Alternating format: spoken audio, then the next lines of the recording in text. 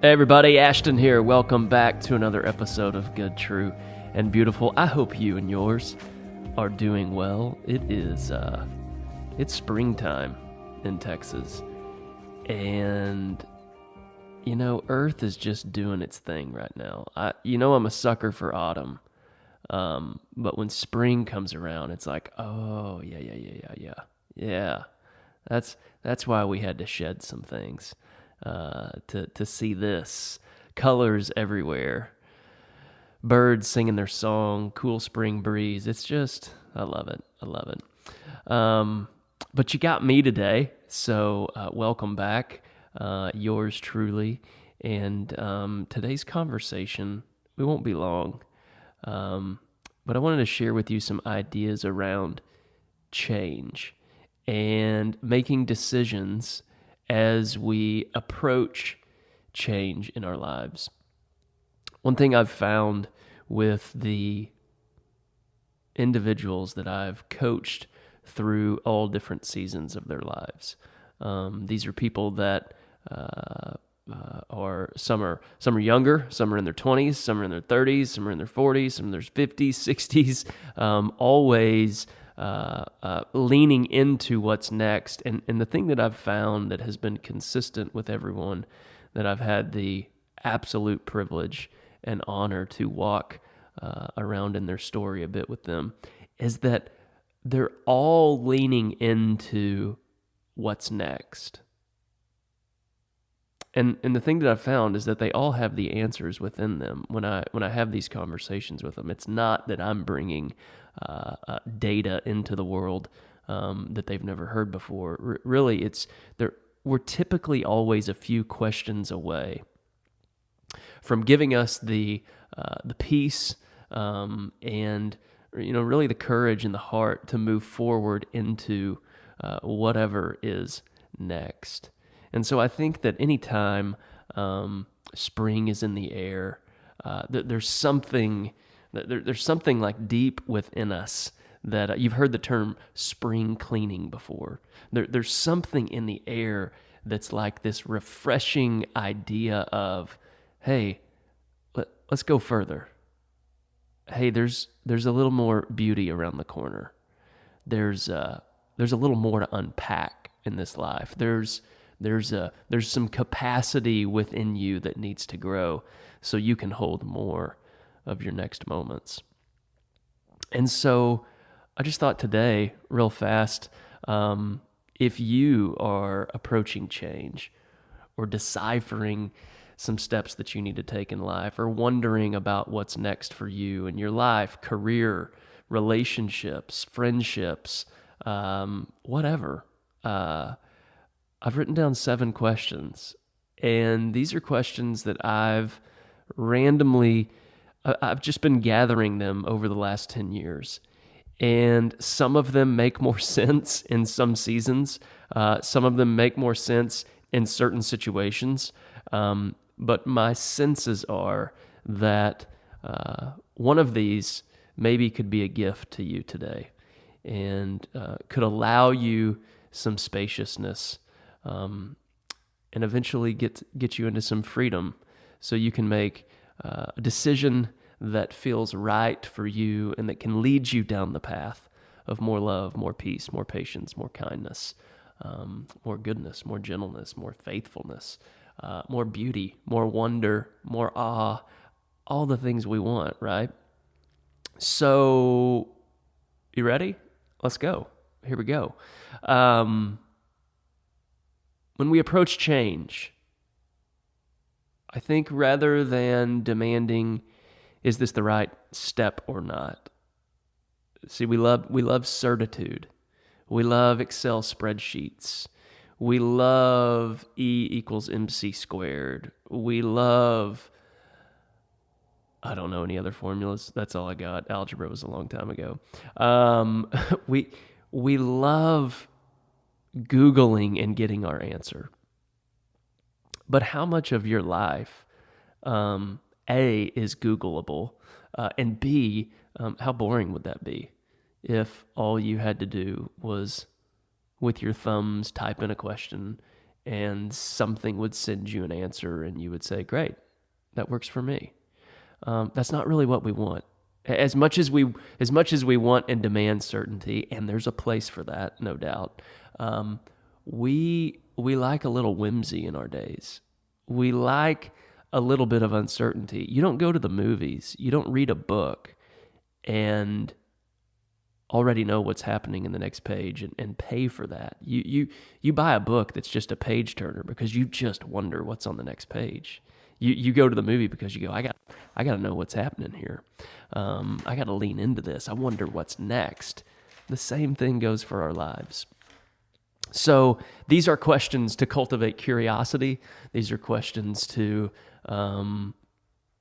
really give you that spacious freedom so that you can lean into a decision in a posture that is peaceful and that believes that Big Love has your back, and that knows that no matter what step you take, life, relationship, career, there's always another step you can take after that, and another one after that. And we never have this thing figured out.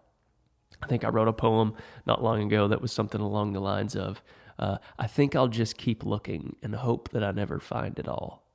It's like a one-sentence poem, but that's what we want. That's what we long for. That's the Spirit soars with that type of verbiage. But it doesn't really, it doesn't really like you do this, then you do that, then you do that. The soul wants to go chart its own path and its own map. So, some questions. Here we go. Question number 1. If you are approaching change this season, currently, just ask this: is this working? Is this working? So this is, here we are getting to step 1 of awareness. And I think that, and this really sneaks in for those of you that are parents and you're raising kids, because you just get going 1,000 miles an hour, and you honestly, until it's about 10:30 at night and you turn on Jimmy Fallon, you do not have a lot of space to be bird's eye above yourself to even say, hey, is this working? Is this worth it? Here's what this question is really asking. Am I forcing things here? Or am I stepping into the flow and allowing possibility to take me somewhere? So when we ask the question, hey, is this working? Maybe it's your job. Maybe you're in sales. And maybe you've been frustrated recently that your efforts, you haven't seen fruit from the labor.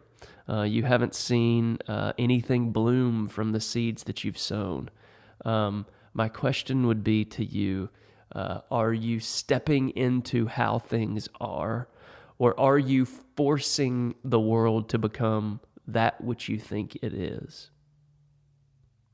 The same thing can go for our relationships. Same thing can go for life itself. When we go against universal laws, we will be frustrated.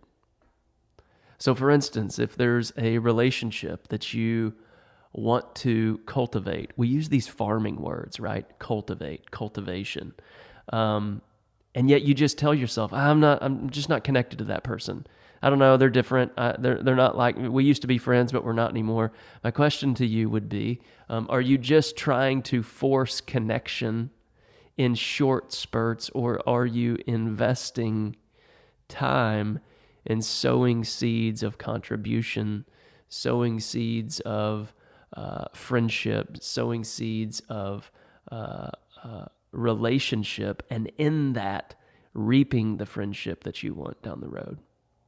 Or in business, if you're frustrated right now in some let's say, let's move it back to sales again. If you're frustrated in sales, my question to you is, if you looked back over your last 6 months, would you have been doing the things that would make you successful today?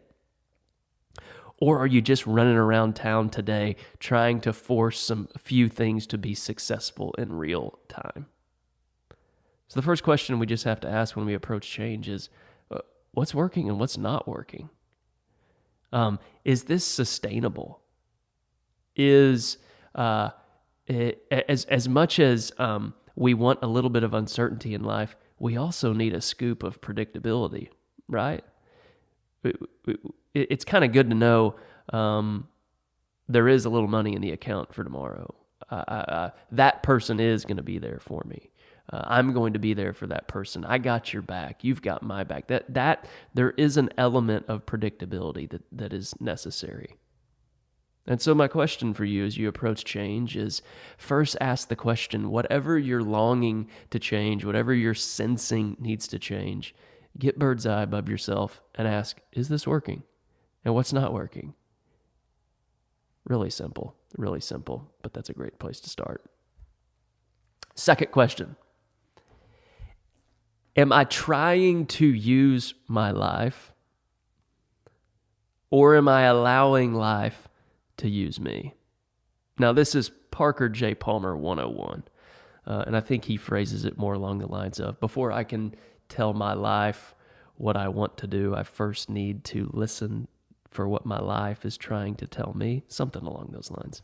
Am I using my life, or am I allowing it to use me? I learned this the hard way in my 20s. Build it, scale. A winner never quits, a quitter never wins. Go, go, go, build, bigger, better, more, always. All of those things, right? At the end of the day, I was using my life to be something that it was never meant to be.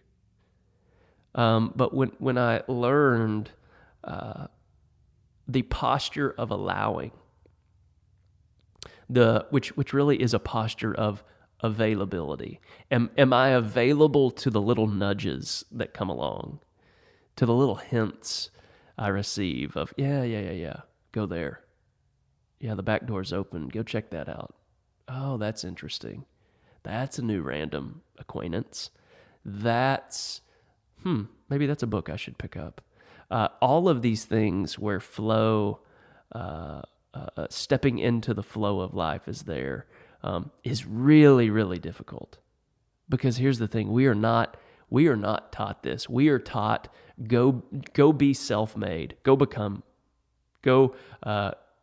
make yourself.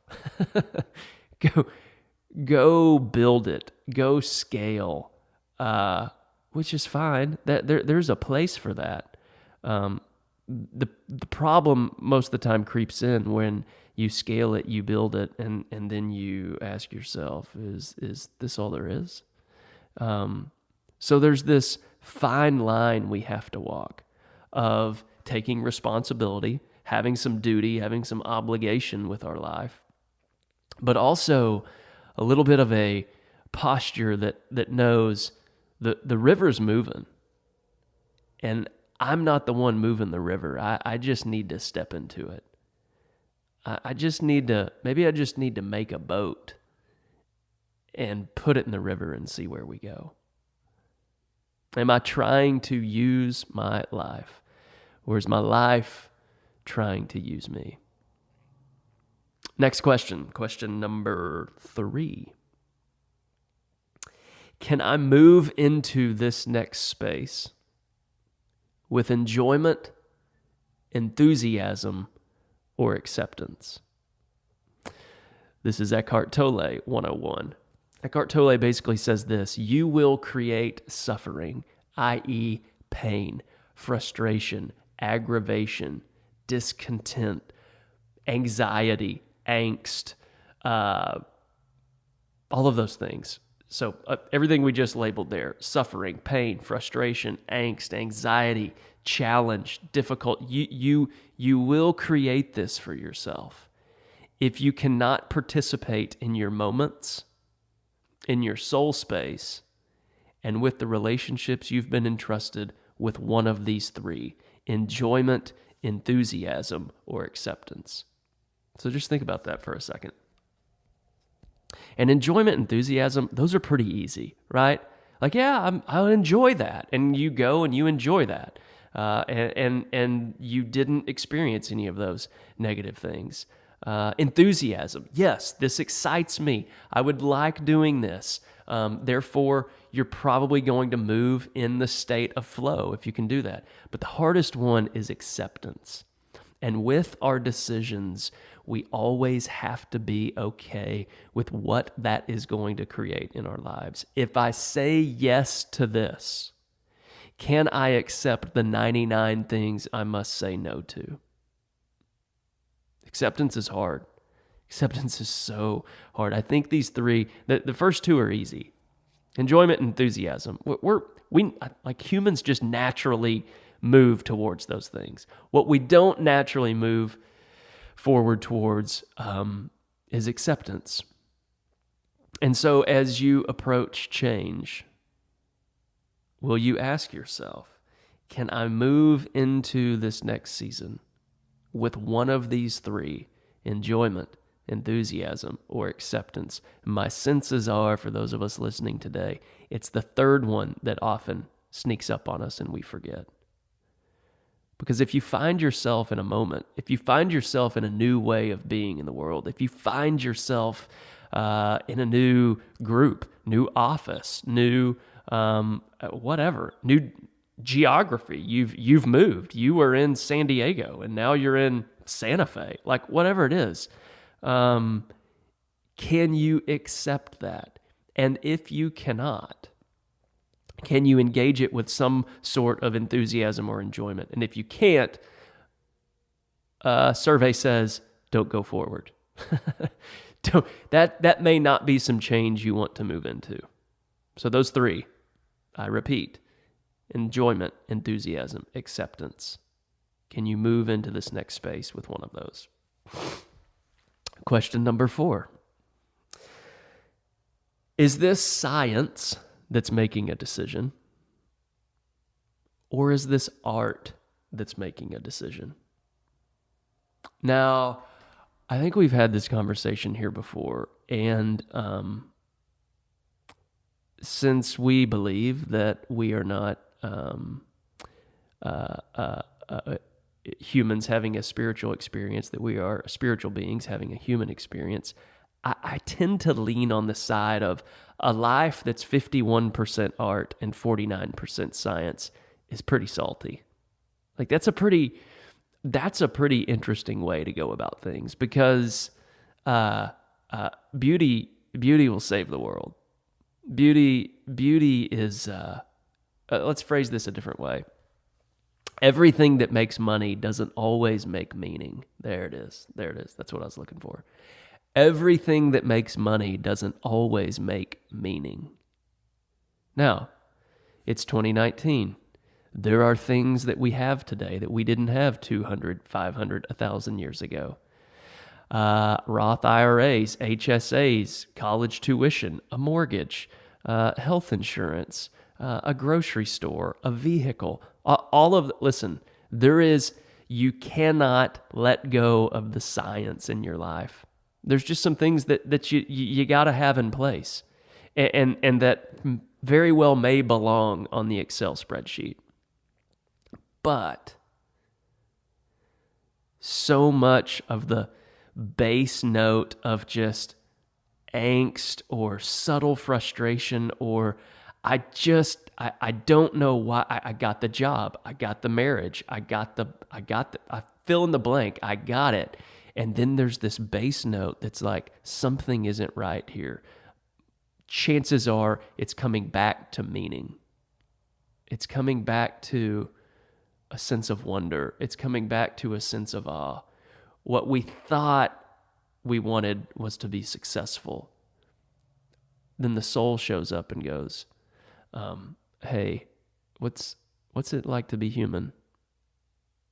Who do you love? What do you currently love? What's keeping you curious? What's something new you're learning? What's something that you're learning to let go of that's no longer serving you? You see, science would say, no, just bring it all. That helps me. I need that. I'm going to keep doing that. Art decisions via art sometimes are just asking different questions. So question 4, is this science making a decision? Or is art making some decision here? And I don't know which way to tell you to go in that.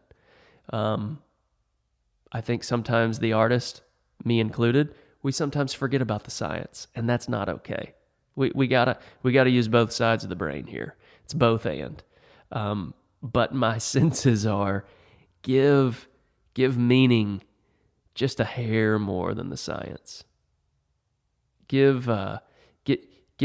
Ask the heart one more question than you ask the mind. There it is. Ask your heart one more question than you ask your mind. And I think what you will find there is that there is the place where possibility, rest, renewal, and peace really, really, really start to well up. 5th question.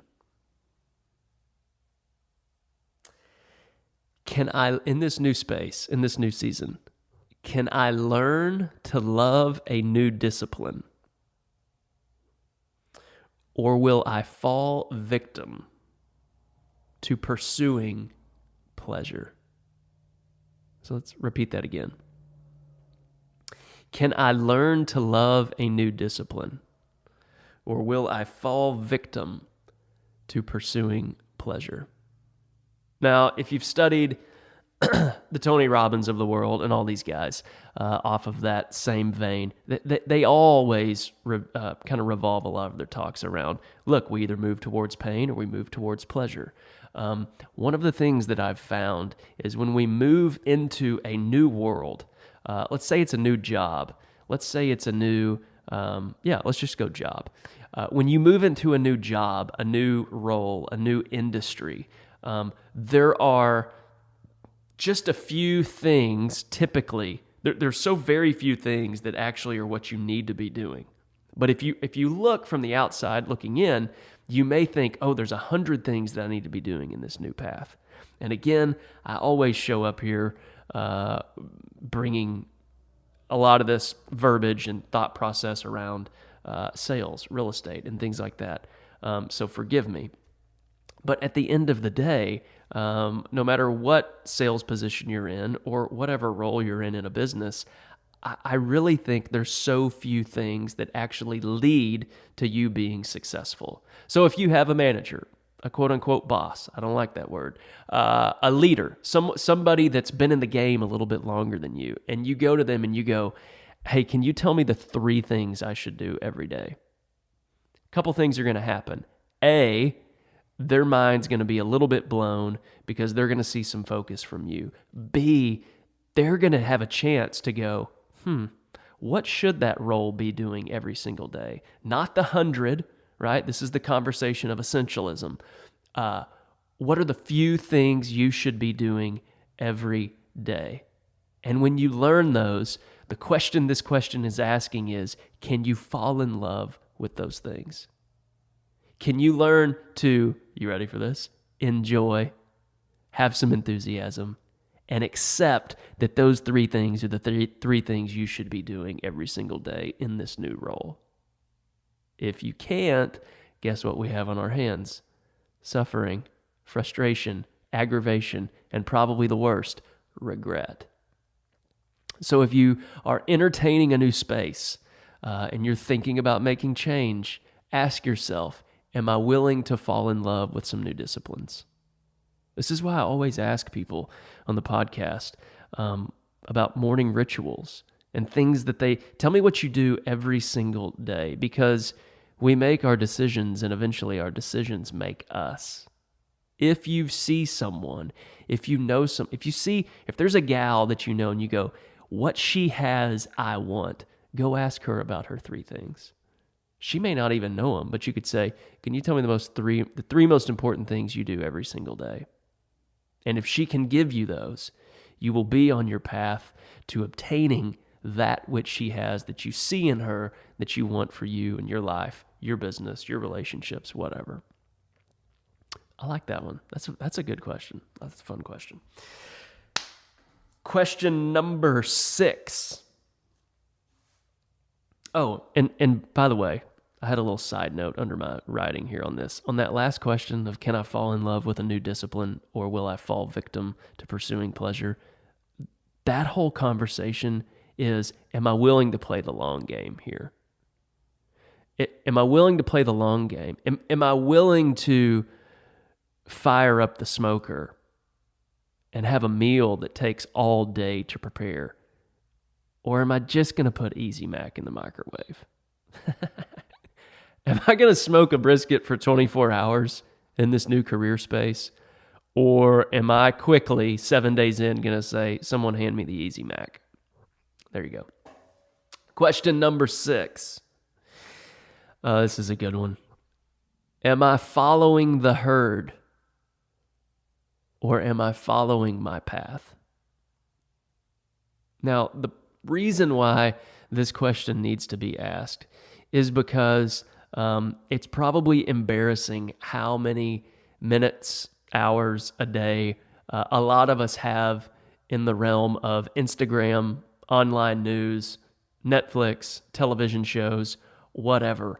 All the while, a lot of times we have herd mentality going here. And listen, I'm all for beautiful movements. I'm all for beautiful groups doing things. I'm all for, as Seth Godin says, defining a tribe, joining a tribe, leading a tribe. I get that. I love it. But some of the loneliest people that I've met are those that just went with the herd. And then after a while, they started asking themselves, this isn't what I want. This isn't what I bargained for. This isn't promising what it promised. And what they didn't do is they didn't take that time and space to open the soul, to listen, to hear that which was happening within their chest, and move from that place there. They kind of looked at themselves from the outside looking in, rather than giving themselves the chance to look out from within themselves and out into the world and make their decisions from that space. I'm all for movements. I'm all for you leading and joining a tribe that you believe in, that is doing good and necessary work in the world, something that you can be excited about, something that you love and enjoy. But there's both and, right? Don't forget to nurture. Don't forget to nurture the seat of your soul. Don't forget to nurture that heartbeat that's only happened in you before. People have often said, I think Bell's often said that no one's ever tried you before. What a perfect statement here. Nobody's ever tried you before. And since they haven't tried you, please find the courage and the bravery to try yourself on and share with us what you're finding for what it means to be human. And lastly, question number 7. In this new space, in this new season, in this area where I feel like something needs to change, am I willing to let go of something so that I can behold that which is next? Am I willing to let go of something so that I can behold that which is next? We can't have it all.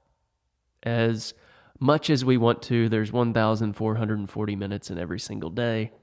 If you sleep 8 hours a night, you are now below 1,000 minutes in every day. And most of us today, when we woke up, we probably said, I've got 1,000 things I have to do today. And yet there isn't even 1,000 minutes. We can't have it all. And what I'm finding is people that are loving people, grounded, centered, moving towards their passion and their purpose in life.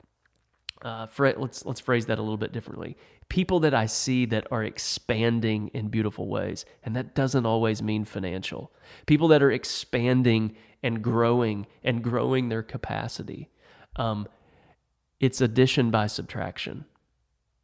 They know that in order to get to the next season in life, There are some things that have served them, and there are some things that have not served them very well.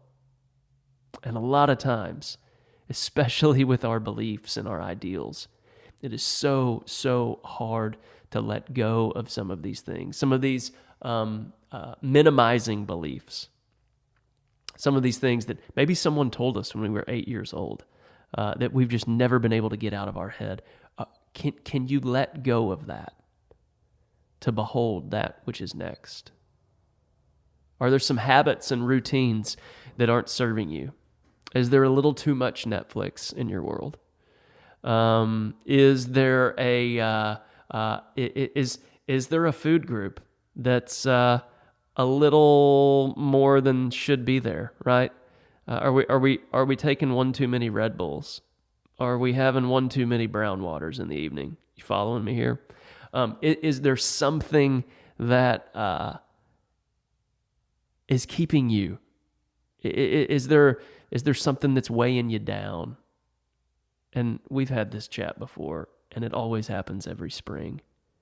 The pattern of everything is that in order for something to become anew, for something to be resurrected, something has to be let go of.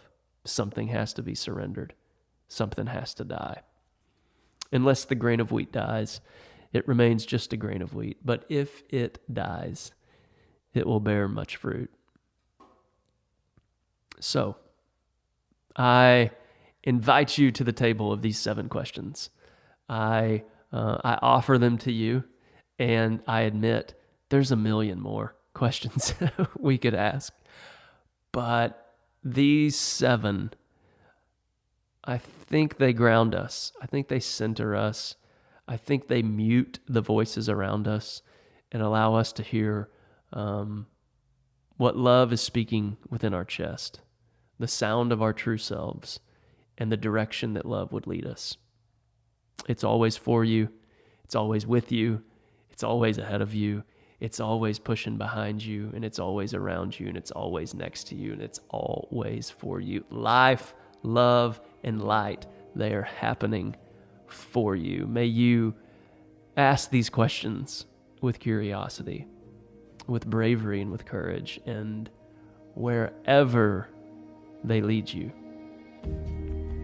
don't forget to pause by the orchid.